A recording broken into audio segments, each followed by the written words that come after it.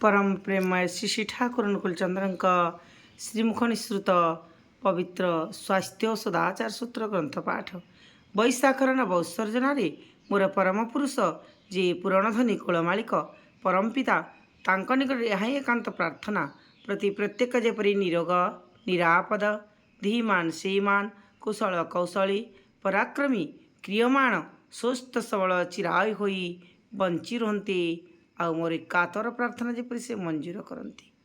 स्वास्थ्य सदाचार सूत्र पाप मान ही हेउछि पालन पातित्य अर्थात पालन बा संरक्षण रु पतित हेबा। तुम्हें समीचीन सदाचार परायण हुआ इष्टनिष्ठ अनुप्राणनी अनुचलन नहीं अपकर्म को प्रश्रय दियना आप्यायनशील सौजन्य नहीं समीचीन भाव परिपालनी आचरण जहा किछि को वास्तव भाव करने भितर दे अनुसरण कर श्रेय लाभ कर पापरु निष्कृत पाइब।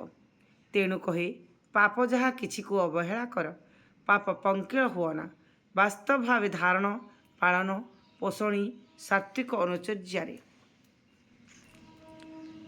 चलतशील थाओ वाक्य व्यवहार समीचीन सौजन्यपूर्ण कृति चलन रे पाप स्फलन रे सेहित कौशल। वाणी संख्या 55। जय गुरु जय गुरु।